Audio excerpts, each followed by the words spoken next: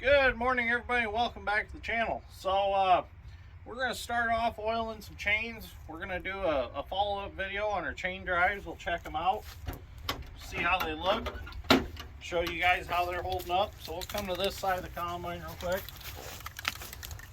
So Josh was going to bring us side-by-side today. So we're going to do this video a little bit differently. We are going to not talk as much. It'll be more machine action. I don't know if anybody follows, his name's Aaron Witt. He's on YouTube, and he's got actually Build Witt, is he's called on social media. But he does a lot of heavy equipment videos and a lot of heavy equipment photography. Eric Jumper's another guy that does a lot of heavy equipment photography. And I like his video styles where he does the introduction, and then the rest of it is pretty much machine video, unless there's something that needs to be described, and then he'll kind of voice over and tell you what's going on in the video. So really cool heavy equipment videos, a lot of big residential projects. So if you're into heavy equipment, go check out Build Witt and Eric Jumper. Really cool stuff. So they actually go out to like Arizona and video some very large equipment. But everything's looking good here.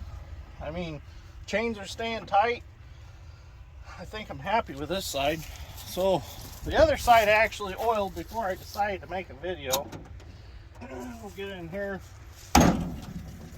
oil these chains real quick. Now we don't have much corn left to pick. I mean, we only got, what would you say, 5 acres left over there? Yeah, that's about right. Yep, about 5 acres left to go here.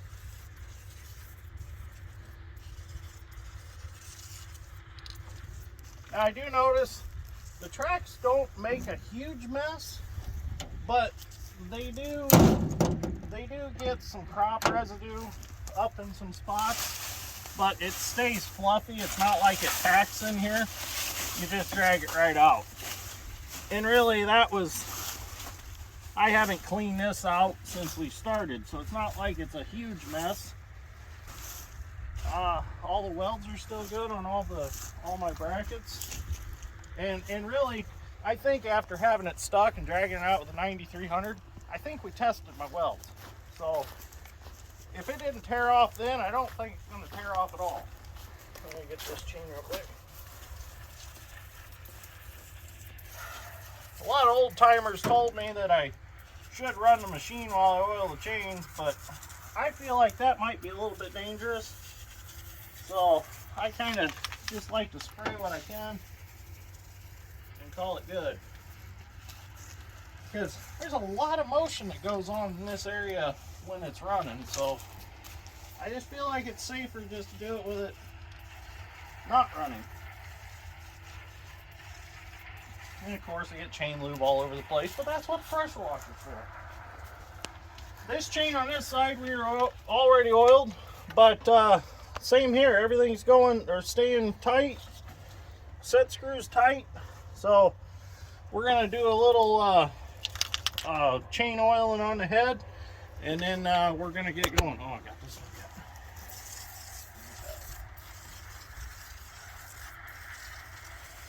So had a couple viewers ask me what the corn yield is out here. I believe Josh told me in the first field it was between 165 and 220, and the speed that I've been running with L2 number 1 here, I was running about 3.5 to 4 miles an hour. But like I said before, the main problem is with this combine is it just can't keep up keeping a clean grain out of it. So I do need to speed up the clean grain elevator and auger. This machine, we're running anywhere from probably 3.2 to 3.8 miles an hour with it. The speed odometer doesn't work on it. I run this one a little bit slower because until I get the hydraulic variable speed head drive fixed, I can't really run the head any faster. So that blew out when we tried it. So we just left it alone. We figured slow and steady wins the race. So until we get that fixed, we're gonna run the head slow. So we'll get these chains oiled, and then Josh should be here with side-by-side by then, and I'll get that field broke in. I'll do that before we start videoing, and we'll get some good video today. Okay, so we're going to get this field broke in real quick. Josh is on his way with the Polaris Ranger side-by-side, so he's going to get some video. There's supposedly a hole along this ditch somewhere where a fertilizer spreader fell in, so I got to watch for that. Muskrat's kind of ate his corn off over here in the side in a couple spots. Damn things. It's a lot nicer going along the ditch with this combine than it is with a rubber tired one. Because if you find a muskrat hole, you bridge it instead of driving through it. Oh yeah, here's the hole coming up. This is where they got stuck.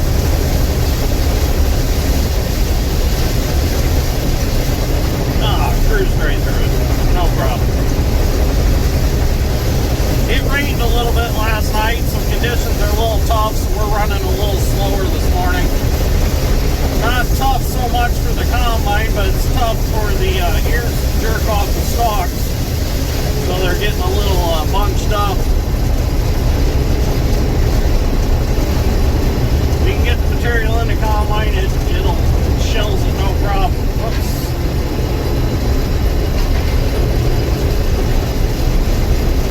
Get this all broke in here, get these ends off, and then we'll get picking some cork, get something done today.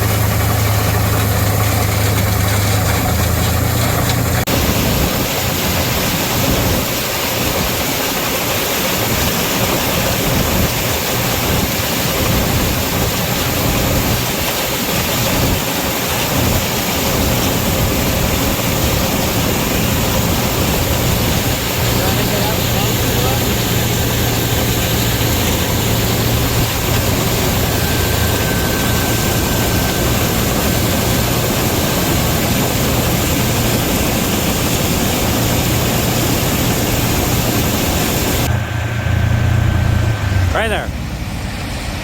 Back up. Just a hair.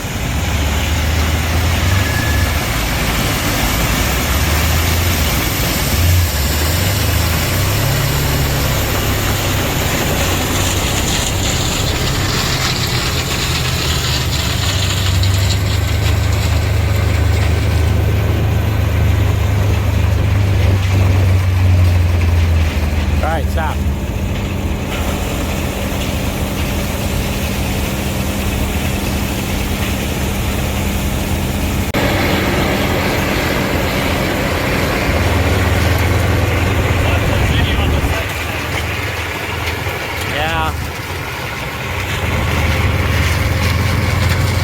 You probably follow him. Oh yeah, this thing will make it across. The fucking Ranger. Look at all that water.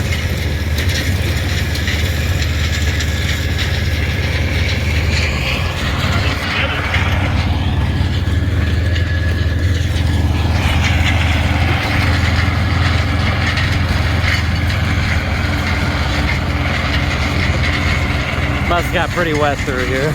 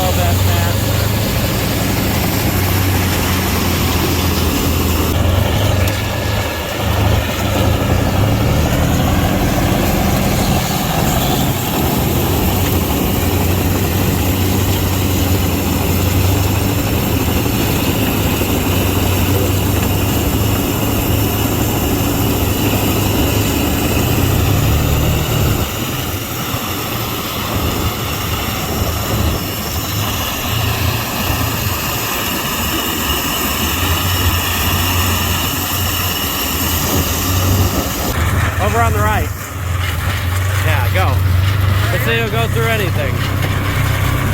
Get right up next to him. There? Yeah.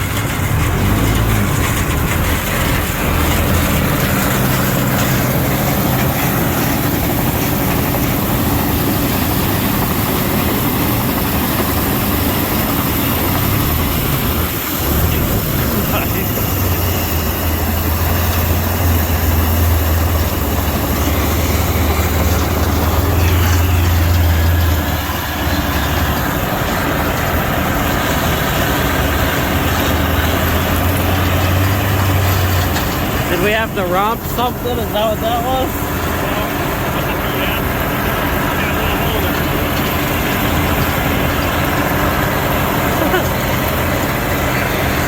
Yeah, there was a nice run we had to mount through. I see it going up to the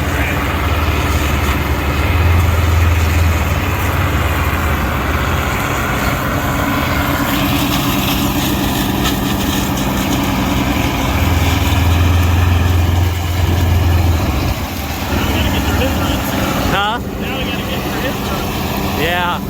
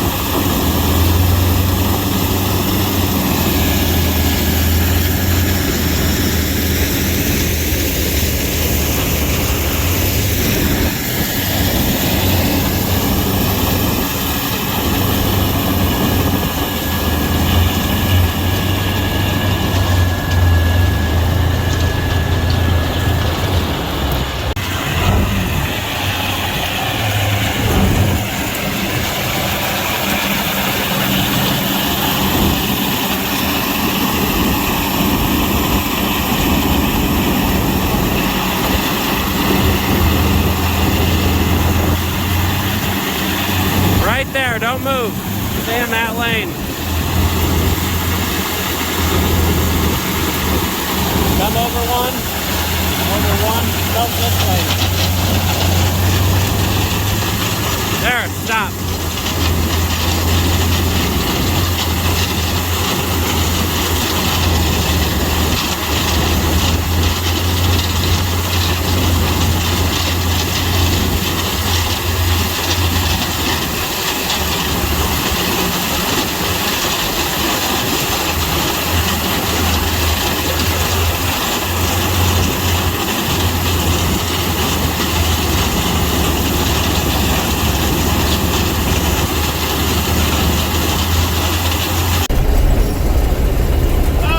So I think we've got the wettest part of the farm picked. So we're going to continue on, get the rest of this done. Josh, Dad's Strength, got some really good video. I skimmed through it. Really good footage. I'm happy with it. Definitely love the quality of this camera because it captures a lot of good stuff that my other one didn't, like dust and stuff like that. It's amazing the camera quality I get out of this camera. So, and the sound quality is pretty good on it too. So anyways, thank you Josh and Dad's Strength for doing all that. Turned out awesome. The Ranger, between driving around with the truck this small and using the Polaris Ranger, that's the way to get video footage. So I've often thought about getting a remote control for a new T870 Bobcat and mounting the camera on it and sitting in here with the remote and driving it around because it is remote control capable. Some of you have been asking where our new T870 is. Well, we won't get it till April now because of the way everything is. They're waiting on parts to finish it. So it'll be April before we get it. It's a good thing we didn't sell our T300 or we would be without a Bobcat right now. So there's nothing more we can do but wait. Because we're going to get a factory fresh one. It's going to come straight from the factory to us is the deal that we got through Beck Seed. So anyways, some of you are asking me why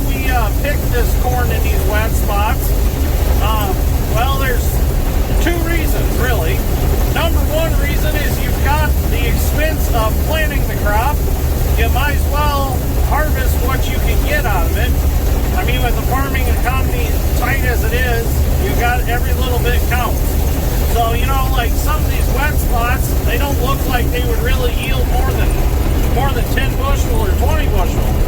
Some of these I've taken 100 bushel out of. So it was worth coming out here and actually harvesting it. So, you know, you got the anhydrous in it, you've got the potash in it, the lime. You might as well harvest the crop and get it out of there. Every little bit counts. Number 2 reason is volunteer corn. You just don't want the volunteer corn in your next crop of either soybeans or corn after corn. The volunteer corn will actually suck from your new row corn. So, well, a little bit squishy down here. Steer around, turn the mud hog on. Oh, that's better. So, anyways, you know, if you got volunteer corn growing between your corn rows, that unwanted corn is going to be nothing but a bush anyways, and it's not going to put an ear on, but yet it's going to suck nutrients from the rest of the corn. So you just don't want it. You want to get rid of it.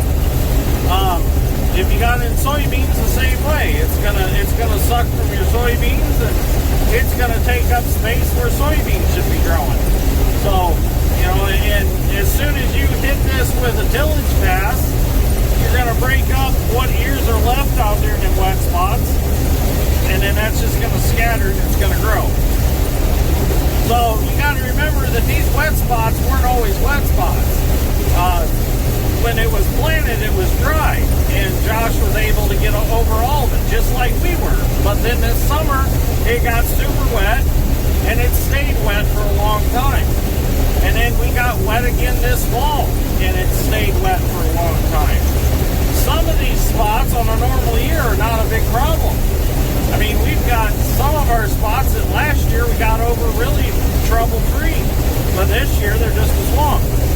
And my dad, on the last farm that we used the tracks on, our 10 acres, he took the 9300 in the disc and he drove on the neighbor's side along the ditch that we want to clean. And we're going to gain a lot by cleaning that. Before we couldn't drive it because the soybeans were in, but yesterday he was able to drive it. So as soon as we get time, we're going to get a hold of the landowner and get the permission, and we're going to clean that ditch. So anyways, I think we got plenty of video for today's video. Unless something exciting happens, I'll turn the camera back on, but if not, we'll just end it right here. So thank you for watching. I greatly appreciate it, and we will see you all in the next one. Well, I guess we'll add a little to this video. Josh told me he's got a little patch that he needs picked yet, so I'm going to follow him over there. He's got the side-by-side in front of me. We got L2 number 1. We're going to head over there and see if we can get that picked off. So supposedly this is where a sprayer was stuck a couple of years ago, and there's still kind of a little bit of a hole there that's a trouble spot. So he thinks I can get it with L2 number 1, so we're going to go give it a shot. We got L2 number 3 already loaded on the low boy, and I hate to haul it over there just for a small spot, you know, unloaded and stuff. So we'll see what we can do with number 1. Well, here we are. Not a whole lot here. We'll get her picked off. Here, the way he was talking, I thought there was quite a bit, but it's not too bad. Got some pickle vine in it though. Let it eat that water crap.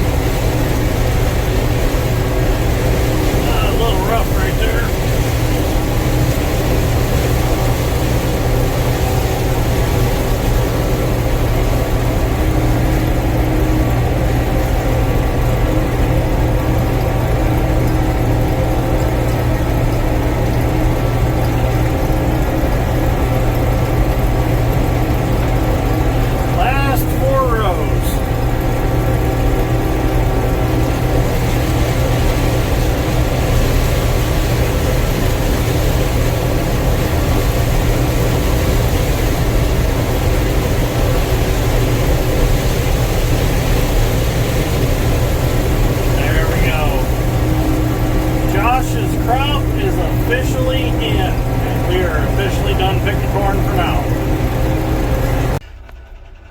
Well, we're gonna get the semi hooked back together, and we're gonna get out of here. I smell something. Uh-oh. Oh, shit, we got a fire.